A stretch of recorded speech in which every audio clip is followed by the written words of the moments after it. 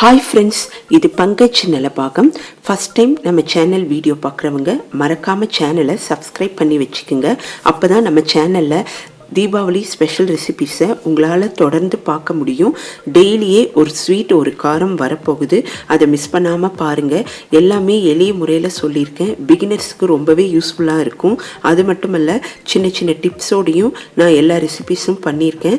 அதனால் மிஸ் பண்ணாமல் பாருங்கள். தீபாவளி திருநாள் என்பது ஒரு மகிழ்ச்சி தரக்கூடிய ஒரு நாளாகவே இருக்கும். அந்த நாளன்று நம்ம என்ன பண்ணணும்னா, சூரிய உதயத்துக்கு முன்பாகவே எழுந்திருந்து எண்ணெய் தேய்த்து குளித்து வெந்நீரில் நீராடணும் அப்படின்னு பெரியவர்கள்லாம் சொல்லியிருக்காங்க. இது எதனாலன்னா, எண்ணெயில் லக்ஷ்மி தேவியும் தண்ணீரில் கங்கையும் இருப்பதாகவே ஒரு ஐதீகம்.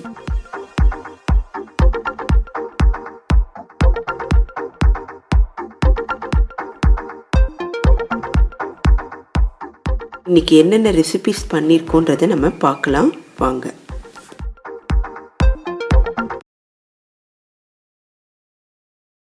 ஸ்டஃப்டு குலோப் ஜாமுன் பார்க்க போகிறோம்.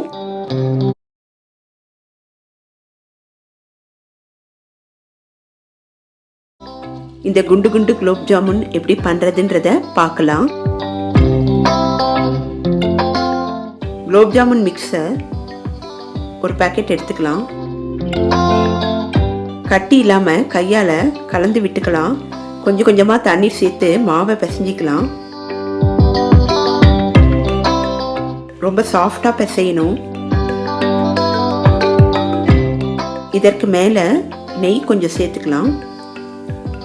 இந்த மாவு 15 நிமிடம் அப்படியே ஊற விட்டுடலாம். நல்லா ஊற ஊற நமக்கு குலோப் ஜாமுன் சாஃப்டாக கிடைக்கும். இப்போ சர்க்கரை பாகு ரெடி பண்ணிடலாம். தண்ணீர் சேர்த்துக்கலாம். தேவையான அளவு சர்க்கரை சேர்த்துக்கலாம்.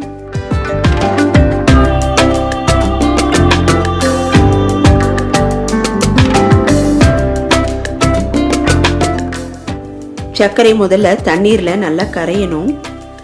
சர்க்கரையில் அழுக்கு இருக்கும், அதை நீக்கிறதுக்காக கொஞ்சமாக பால் சேர்த்து அழுக்க நம்ம எடுத்துடலாம்.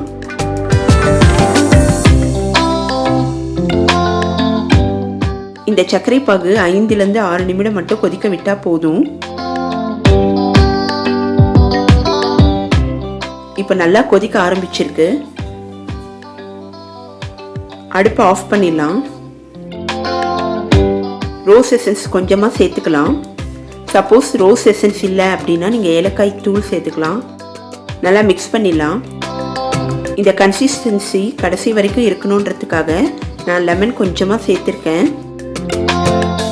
எலுமிச்சை சாறு சேர்த்தோன்னா அந்த கன்சிஸ்டன்சி மாறவே மாறாது, அப்படியே இருக்கும். இப்போ நல்லா மிக்ஸ் பண்ணிடலாம்.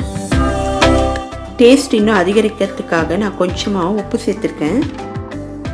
இந்த சர்க்கரை பாகை நல்லா மிக்ஸ் பண்ணிவிட்டு தனியாக எடுத்து வச்சிடலாம்.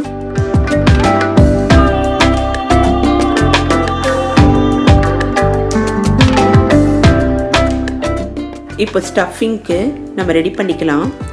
சின்ன சின்னதாக கட் பண்ணி வைத்த பாதாம், பிஸ்தா, முந்திரியை எடுத்துக்கலாம். இதோட சர்க்கரையும் குங்குமப்பூவையும் சேர்த்துக்கலாம். ஏற்கனவே தயார் பண்ணி வைத்திருந்த மாவையும் சேர்த்துடலாம். இப்போ எல்லாத்தையும் ஒன்று சேர்த்து ஸ்டஃபிங்கு ரெடி பண்ணிடலாம்.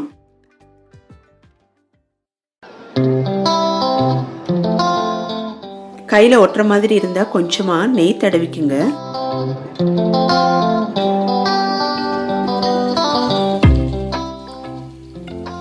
சிறு சிறு உருண்டைகளாக நம்ம ரெடி பண்ணிடலாம்.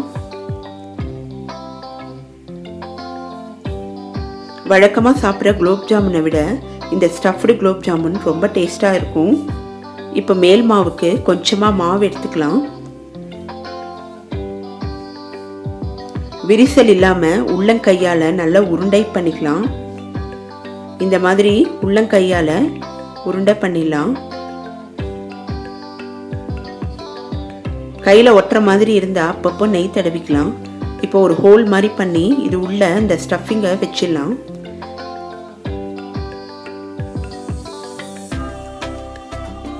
நல்லா க்ளோஸ் பண்ணிடலாம். வெடிப்பு இல்லாமல் நல்ல உருண்டைகளாக உருட்டிடலாம். இந்த மாதிரி எல்லா மாவையும் நம்ம தயார் பண்ணிடலாம். வழக்கமாக செய்கிற குலோப் ஜாமுனை விட இந்த மாதிரி ஸ்டஃப்டு குலோப் ஜாமுன் ரொம்ப டேஸ்ட்டாகவும் இருக்கும், குண்டு குண்டாகவும் இருக்கும். குழந்தைங்கள்லாம் ரொம்ப விரும்பி சாப்பிடுவாங்க.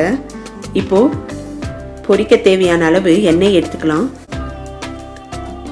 மீடியம் ஹீட்டில் இருக்கக்கூடாது, சிம்லேயே இருக்கணும். அப்போ தான் நமக்கு ஈவனாக வேகும்.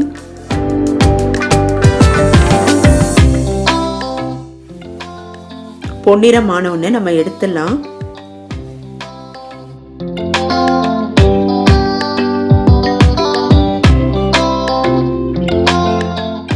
நம்ம சாப்பிடும்போது அந்த ட்ரை ஃப்ரூட்ஸ் எல்லாம் நமக்கு ரொம்ப நல்ல ஒரு டேஸ்ட்டை கொடுக்கும்.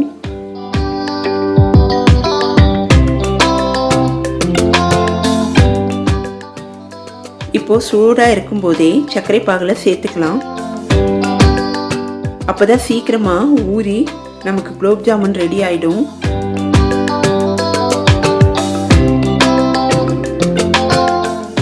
நீங்கள் இந்த ரெசிபியை கண்டிப்பாக ட்ரை பண்ணி பாருங்கள்.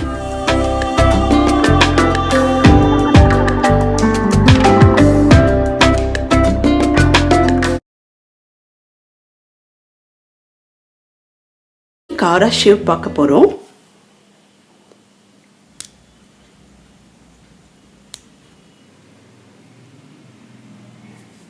இப்போ ஒரு பவுலில் நான் தண்ணி வச்சுருக்கேன். இதில் கொஞ்சமாக கட்டி பெருங்காயத்தை போட்டுடுறேன். இது கொஞ்சம் நேரம் ஊறட்டும். அப்போ தான் நமக்கு இந்த தண்ணியை எடுத்து நம்ம மாவு பிசைஞ்சிக்கிறதுக்கு யூஸ் பண்ண முடியும்.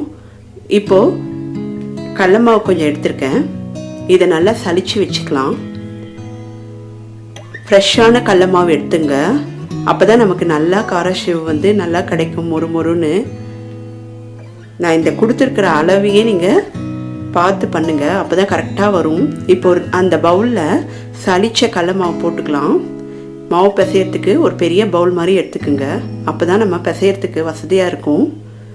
இந்த கராசேவ் ரொம்ப நல்ல ஸ்நாக். இது எல்லாருக்கும் ரொம்ப பிடிக்கும். ஈஸியான ஒரு தீபாவளி ஸ்நாக் இது. இப்போ நம்ம சலிச்சு வச்ச கடல மாவை பவுலில் போட்டிருக்கோம். அரிசி மாவும் எடுத்துக்கலாம். இதையும் நல்லா சலிச்சு வச்சிருக்கேன்.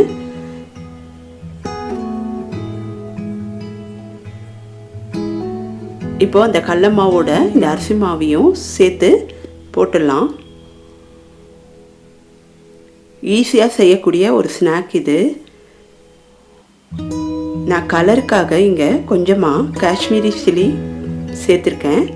காரத்துக்கு சிகப்பு மிளகாய் தூள் சேர்த்துருக்கேன். உங்களுக்கு இன்னும் காரம் வேணும்னா நீங்கள் சேர்த்துக்குங்க. தேவையான அளவு உப்பு சேர்த்துக்குங்க.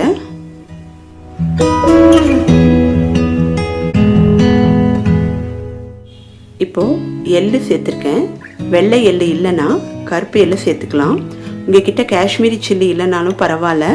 காரத்துக்கு ஏற்ற மாதிரி சிகப்பு மிளகாய் தூள் மட்டும் சேர்த்துக்குங்க. இப்போ நம்ம ஊற வச்சிருந்த பெருங்காய தண்ணியை விட்டுக்கலாம். இது நல்லா வாசனையாக இருக்கும் இந்த கராசேவுக்கு. இப்போ நல்லா கலந்து விட்டுக்கலாம். நல்லா கலந்து விட்டுக்குங்க, இல்லைன்னா உப்பு அங்கங்கே தெரியும் நமக்கு. அதனால் ஈவனாக கலந்து விட்டுக்கலாம். இப்போ நான் சூடான எண்ணெயை கொஞ்சம் விட்டுருக்கேன். இது நல்லா ஒரு மொறுமொறுப்பை தரும். இங்கே நான் பட்டர் கீ எதுவுமே யூஸ் பண்ணல. இந்த மாதிரி சூடான எண்ணெயை விட்டு நம்ம பண்ணோன்னா நல்லா மொறு மொறுன்னு நமக்கு கராசேவ் கிடைக்கும். இப்போ நல்லா கலந்து விட்டுட்டேன். இப்போ தேவையான அளவுக்கு தண்ணியை எடுத்து பார்த்து பக்குவமாக பிசைஞ்சு வச்சுக்கலாம். அதிகமாக தண்ணி விட்டு பிசைஞ்சால் நமக்கு அதிகமான எண்ணெய் குடிக்கும். அதனால் பார்த்து நம்ம பிசைஞ்சு வச்சுக்கலாம்.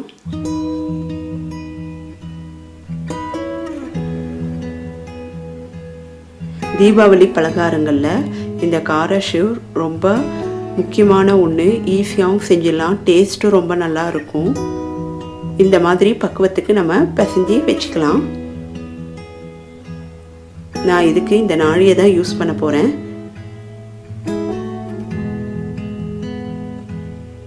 இப்போ ஒரு கடாயில் எண்ணெய் எடுத்துக்கலாம். வெஜிடபிள் ஆயில் இல்லைன்னா கடலை எண்ணெய், உங்ககிட்ட எந்த எண்ணெய் இருக்கோ அதை எடுத்து இந்த மாதிரி கடாயில் விட்டுக்கலாம். மீடியம் ஹீட்லேயே இருக்கட்டும். ஃப்ளேமு ரொம்ப சிம்மில் இருந்தாலும் நமக்கு கராஷேவ் வேகவே வேகாது. ஹையில் வச்சாலும் உள்ளே மாவு தெரியும். அதனால் மீடியம் ஹீட்லேயே வச்சு நம்ம இதை கராஷேவை போட்டு எடுத்துடணும். போட்டோடனே இந்த மாதிரி பபுள்ஸ் மாதிரி வரும். நம்ம 2 பக்கமும் திருப்பி விட்டுக்கலாம்.